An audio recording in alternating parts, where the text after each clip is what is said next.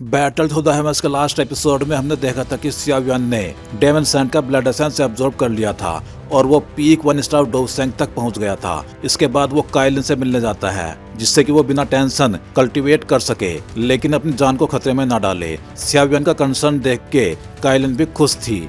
इसके बाद ये सभी जाते हैं हेवन ड्रेमन फिनिक्स ट्राइब को तोड़ने फोड़ने, जहां सियावियन अपने किंग कॉन्ग ग्लास बॉडी के साथ कुछ तोड़फोड़ कर भी देता है। एंड में सभी से जान पहचान हो जाने के बाद सभी एकदम रेडी थे एक बड़ी फाइट के लिए। अब देखते हैं कहानी में आगे क्या होता है। दो डोवसेंग्स भी मुझे नहीं रोक सकते। सियावियन की हंसी गरजती बिजली के जैसी थी। गोल्डन जायंट एम्प्टी एयर में आगे बढ़ा। यंग फेलो, तुम मौत को बुला रहे हो। सियावियन की जोरदार हंसी सुनते ही यिन होंग का चेहरा ऐंठ गया। वो और कुन होंग कई वर्षों से डोची कॉन्टिनेंट पे बिना किसी चुनौती के घूमते आए थे। उनकी फेरोसिस रेपुटेशन से हर कोई वाकिफ था, लेकिन आज एक यंग फेलो उनके सिर पे पैर रखने की सोच रहा था। सेकंड ब्रदर, हम दोनों साथ में अटैक करेंगे और इसे मार देंगे। यिन होंग ने अपनी आस्तीन से हाथ निकाला। उसका हाथ एक सिनिस्टर डार्क ब्लैक ईगल क्लो में बदल गया। वो क्लो 5 फीट लंबा था, बिल्कुल एक शार्प लॉन्ग स्वॉर्ड जैसा। कुन होंग ने भी गंभीर चेहरे के साथ सिर हिला दिया। उसके चारों ओर ब्लैक वेपर उमड़ने लगी और एक अजीब स्पाइरल बन गया। ये थी उनकी यूनिक अल्टीमेट स्किल, डेवरिंग स्पाइरल। इन स्पाइरल्स की प्रोटेक्शन में उन्हें जरा से भी चोट नहीं लगती। ये एक एब्सोल्यूट डिफेंस मानी जाती थी। ग्रेट स्प्लिटिंग डेमन क्लो। यिन होंग का शरीर हिला। उसकी पीठ से दर्जनों फीट चौड़े विंग्स फैल गए। एक झटके में वो सियावियन के ऊपर पहुंच गया। उसका विशाल ब्लैक क्लो आसमान से नीचे दबा।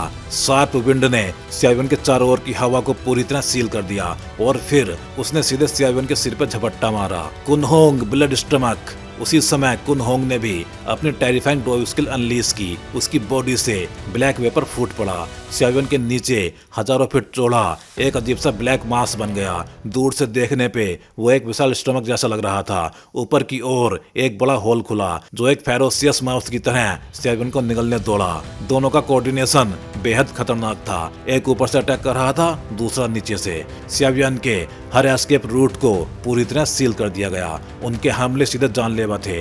उन्होंने सियावियन को काउंटर अटैक का मौका भी नहीं दिया। इस पल दोनों की लीजेंडरी फेरोसिटी पूरी तरह उजागर हो चुकी थी। सियावियन की आंखें तेजी से उन दोनों पे फिर गई, लेकिन इन परफेक्टली कोऑर्डिनेटेड डोवसेंग अटैक्स के बावजूद उसके चेहरे पर जरा भी घबराहट नहीं थी। उसने हाथ आगे बढ़ाया और ऊपर से आ रहे विंड क्लो की ओर जोर से दबा दिया। Yellow spring finger. उंगली हवा में दबते ही आसपास का स्पेस पागल सा हो गया। एक विशाल डीप येलो फिंगर अचानक प्रकट हुई। स्पेस के गरजने के साथ भयानक मोमेंटम लेके वो क्लो से टकरा गई। Great heaven creation palm. सियावियन रुका नहीं। उसका दायां हाथ जोर से नीचे गिरा। लाइटनिंग की रफ्तार से इनएमरस ब्लैक लाइट फैल गई।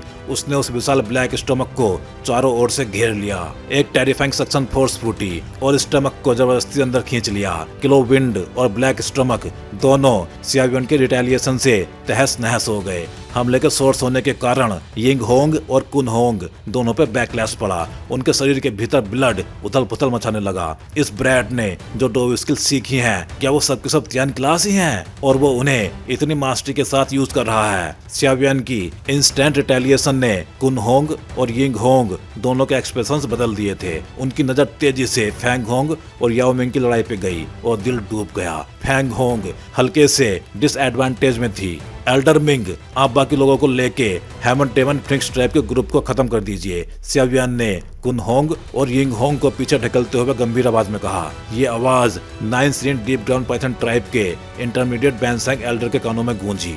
ठीक है, एल्डर मिंग ने बिना हिचक आदेश स्वीकार किया। सियावियन की दिखाई गई ताकत ने उसका दिल कांपा दिया था। सभी लोग मेरे पीछे आओ। आज हम हेवन डेमन फिनिक्स ट्राइब को 9 scene deep ground python tribe की असली ताकत दिखाएंगे। एल्डर मिंग दहाड़ा और सबसे आगे बढ़ गया। हेवन डेमन फिनिक्स ट्राइब के पास अब कोई बैंसैंग नहीं था। सबसे मजबूत जू फैंग था, पीक डोवजुन। लेकिन पीक डोवजुन और बैंसैंग के बीच अंतर बहुत बड़ा होता है। संख्या में ज्यादा होने के बावजूद वो एल्डर मिंग के चार्ज के सामने टिक नहीं पाए। बास्टर्ड, तुम्हारी इतनी हिम्मत! अपनों की मौत देख कुन होंग और यिंग होंग भड़क उठे, लेकिन जैसे ही वो आगे बढ़े एक फिगर उनके सामने प्रकट हो गया।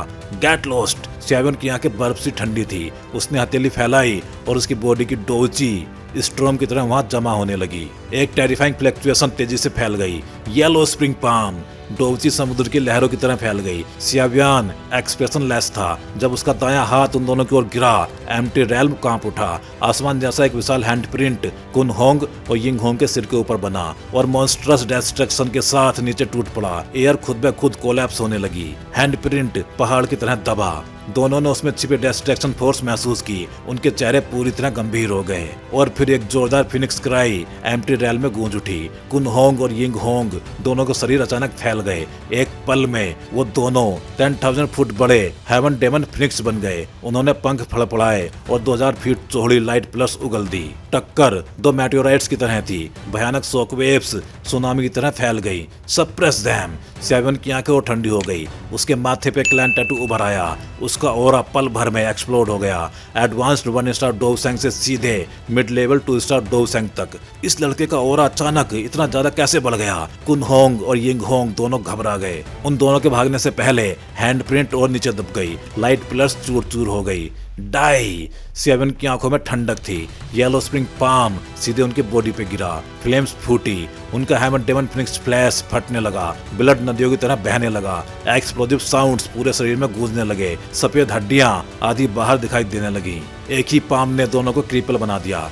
ग्रैंड एल्डर्स सियावियान से हार गए। हेवन डेमन फिनिक्स ट्राइब के एक्सपर्ट्स सन्न रह गए। जू फेंग और फेंग चिंगर शोक में थे। उन्होंने कभी सोचा भी नहीं था कि सियावियान इतना टेरिफाइंग हो चुका होगा। Seal them. सियावियान आगे बढ़ा। घोस्ट की तरह उनको ऊपर पहुंचा। दोनों हाथों से सील बनाए और दो मिस्टीरियस लाइट पिलर्स उन दोनों के माथे में घुस गए। उनके शरीर सिकुड़ते चले गए। ह्यूमन फॉर्म में लौटते ही माथे पे एक स्ट्रेंज सिंबल चमक उठा और दोनों एल्डर्स को कैद कर लिया गया। सियावियान ने बाकी हेवन डेमन फिनिक्स एक्सपर्ट्स की ओर देखा। वो कांप उठे। जब दो ग्रैंड एल्डर्स ही नहीं टिक सके तो वो क्या कर सकते थे? भागो। सब एक साथ भाग खड़े हुए। अच्छा, भागना चाहते हो? सियावियान हंसा। उसने दूर स्पेस की ओर इशारा किया। मुट्ठी भींची और स्पेस एक इनविजिबल केज में बदल गया। केज सिकुड़ती गई और सब उसमें कैद हो गए। 9 scene deep ground python tribe के लोग ठंडा पसीना पोंछने लगे। ये था एब्सोल्यूट सप्रेशन। सियावियान ने गहरी सांस ली। दो डोवसेंग से अकेले लड़ना उसे भी थका चुका था। अगर एक और होता तो लड़ाई काफी लंबी खिंच जाती। उसने सिर उठाया। फेंग होंग और याओ मिंग की लड़ाई देखी और जोर से बोला, फेंग होंग, कुन होंग और यिंग होंग हार चुके हैं। अब मैं हर 10 सेकंड में एक को मारूंगा। क्या? फेंग होंग पलट गई और वो सीन देख के उसका चेहरा सुन्न पड़ गया। खून से लथपथ दो ग्रैंड एल्डर्स बेहोश पड़े थे। ये कैसे हो सकता है? फेंग होंग बुदबुदाई। उसका विश्वास पूरी तरह टूट चुका था।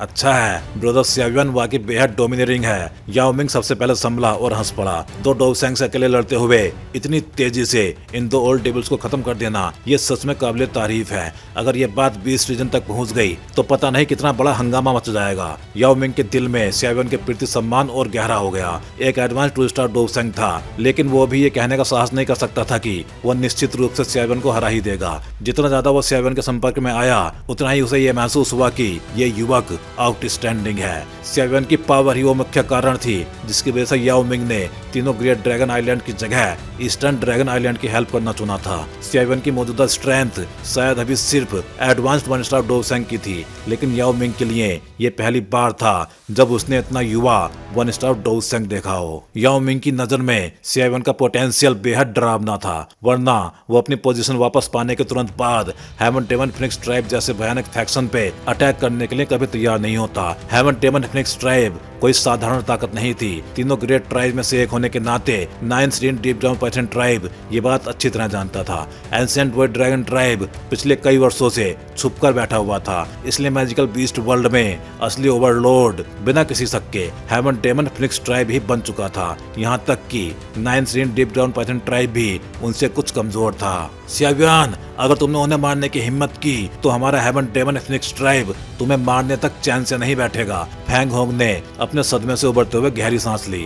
उसकी आंखों में गुस्सा था जब उसने सियावियान की ओर देखते हुए गहरी आवाज में कहा, हेवन डेमन फिनिक्स ट्राइब और मेरे बीच पहले से ही काफी गहरी दुश्मनी है। सियावियान हल्के से मुस्कुराया। अगर मुझे डर होता तो क्या मैं तुम्हारे सामने खड़ा होता? उसकी मुस्कान अचानक गायब हो गई। मैं अभी तुमसे बहस नहीं करना चाहता, मेरे तरीकों पर शक मत करना। अगर तुम जिद पर अड़ी रही तो मुझे कोई आपत्ति नहीं की मैं तुम्हारे हेवन डेमन फिनिक्स ट्राइब से कुछ मांस नोच लूं।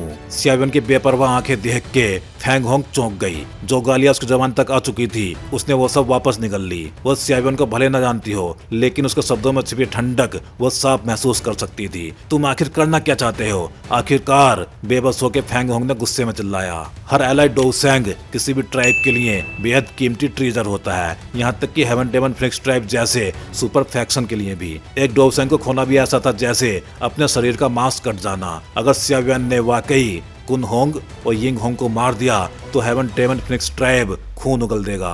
मैं कुछ भी नहीं करना चाहता, सियावियन मुस्कुराया। मैं बस ये चाहता हूँ कि heaven demon phoenix tribe ancient world dragon tribe के मामलों में दखल ना दे। हम भले दखल ना दें, फिर भी ईस्टर्न ड्रैगन आइलैंड तीनों ग्रेट ड्रैगन आइलैंड से लड़ नहीं सकता, फैंग होंग ने ठंडी आवाज में कहा। क्या तुम सच में सोचते हो कि एक अभी तक मैच्योर नहीं हुई ड्रैगन फिनिक्स के सहारे ईस्टर्न ड्रैगन आइलैंड तीनों ड्रैगन किंग्स की कंबाइंड ताकत से लड़ पाएगा? ये तुम्हारा मामला नहीं है। सियावियन की आंखें सीधे फैंग होंग पर टिकी थी। अब तुम्हारे पास दो चॉइस हैं, या तो यहाँ रुको या फिर तुरंत वापस चले जाओ। अगर यहाँ पे रुकी तो मैं ट्राइब चीफ याओ मिंग के साथ मिलकर तुम्हें पकड़ लूंगा और तुम्हारे तथाकथित हेवन डेमन फिनिक्स ट्राइब के मेंबर्स को यहीं मार दूंगा। अगर जाना है तो अभी जाओ और हेवन डेमन फिनिक्स ट्राइब तक मेरा संदेश पहुंचा दो। उन्हें बता देना कि दूसरों के मामलों में नाक ना अड़ाएं। मुझे डर है कि तुम्हारे पास यह करने की क्षमता नहीं है। फैंग होंग ने ठंडी हंसी हंसी। कुन होंग और यिंग होंग सिर्फ इसलिए हारे क्योंकि उन्होंने तुम्हें अंडर एस्टिमेट किया।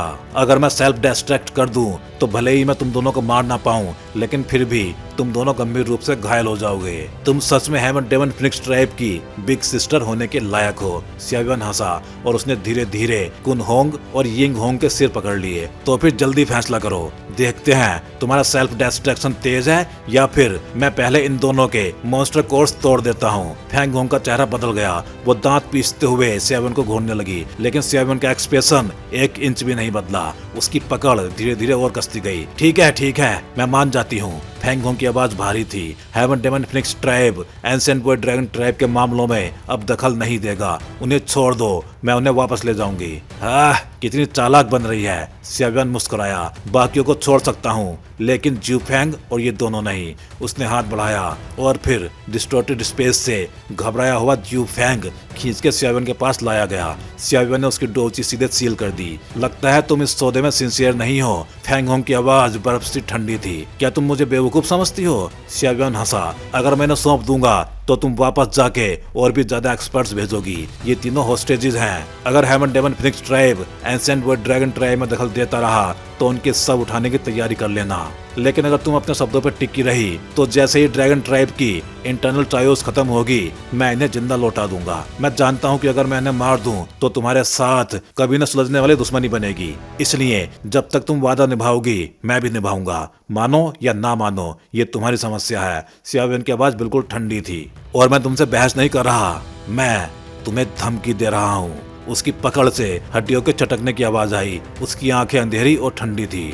अब तुरंत हेवन डेमन फिनिक्स ट्राइब लौटो और अपने ट्राइब चीफ से पूछो क्या वो फ्यूचर ट्राइब चीफ और 2 ग्रैंड एल्डर बचाना चाहता है या फिर एंसेंट वर्ड ड्रैगन ट्राइब में दखल देना। फैंग होंग का शरीर गुस्से से कांप उठा। सेंट्रल प्लेन्स और ट्राइब में उसका ऊंचा रुतबा था। कभी किसी ने उससे ऐसे बात नहीं की थी, लेकिन वो जानती थी इस पल बाजी सियावियन के हाथ में थी। अगर सियावियन और याओ मिंग साथ मिल गए तो सेल्फ डिस्ट्रक्ट के अलावा उसके पास कोई और रास्ता नहीं बचेगा। एम्प्टी रेल्म पूरी तरह शांत था। हर कोई सियावियन के शब्दों से हिल चुका था। लोग मुझे सौंप दो, मैं तुम्हारा संदेश पहुंचा दूंगी। आखिरकार फैंग होंग ने गहरी सांस ली और भारी आवाज में कहा। सियावियन ने आस्तीन हिलाई। स्पेस केज गायब हो गया। हेवन डेमन फिनिक्स ट्राइब के एक्सपर्ट्स फैंग होंग के पास पहुंच गए, लेकिन ज्यू फैंग, कुन होंग और यिंग होंग अभी भी सियावियन के हाथ में थे। एल्डर फैंग होंग, कुछ एल्डर्स शर्मिंदगी से बोले, चुप रहो तुम कचरे के टुकड़े। फैंग होंग गुस्से से चिल्लाई। उन एल्डर्स के चेहरे सफेद और हरे पड़ गए, लेकिन कोई बोलने की हिम्मत नहीं कर सका। सियावियन, हेवन डेमन फिनिक्स ट्राइब इसे याद रखेगा। अगर उन्हें कुछ हुआ तो हम तब तक चैन से नहीं बैठेंगे जब तक तुम मर न जाओ। एल्डर फैंग होंग, निश्चिंत रहिए। सियावियन मुस्कुराया। जब तक हेवन डेमन फिनिक्स ट्राइब अपना वादा निभाएगा मैं उनकी सुरक्षा की गारंटी देता हूँ। उसका स्वर अचानक ठंडा हो गया। लेकिन मैं तुम्हारी हर एक्टिविटी पे नजर रखूंगा, अगर कुछ भी गलत हुआ तो मैं तुम्हें एक सिर भेज दूंगा। फैंग होंग के होठ कांपे, आंखों में आग थी, लेकिन उसने उसे दबा लिया। उसने स्पेस को चीरते हुए एक क्रैक खोला और बिना रुके उसमें घुस गई। पीछे के एल्डर्स मछलियों की तरह भागते हुए अंदर चले गए। स्पेस शांत हो गया। याओ मिंग कुछ पल चुप रहा और फिर जोर से हंस पड़ा। ब्रदर सिया युआन, मैं याओ मिंग कम ही किसी की प्रशंसा करता हूँ, लेकिन इस बार मैं मजबूर हूँ। हेवन डेमन फिनिक्स ट्राइब ने इस बार बहुत बड़ा नुकसान उठाया है। अगर ये बात बीच रीजन में फैली तो न जाने कितने लोग चुपचाप हंसेंगे। सिया युआन हल्के से मुस्कुराया। उसने तीनों को 9th rein deep grand python tribe के एल्डर्स को सौंप दिया। एक एलाइड डोउ सेंग आसानी से पैदा नहीं होता। सिया युआन बोला, अगर हेवन डेमन फिनिक्स ट्राइब इन 2 ओल्ड घोस्ट को खो देती है तो उनकी फाउंडेशन तक हिल जाएगी। ऐसी कीमत कोई भी फैक्शन आसानी से नहीं चुका सकता। अब आगे क्या? याओ मिंग ने पूछा। ईस्टर्न ड्रैगन आइलैंड चलते हैं। सिया युआन ने धीमी सांस छोड़ी। उसकी मुस्कान गायब हो गई। उसकी नजर एम्प्टी रेल्म की गहराई में चली गई। तीनों dragon islands eastern dragon island को घेर चुके थे और जीएन शायद खतरे में थी। तो भाई लोग, ये थी कहानी बैटल थ्रू द हेवंस के एपिसोड 181 की। चलिए फिर जल्दी ही मिलते हैं अगले वीडियो में।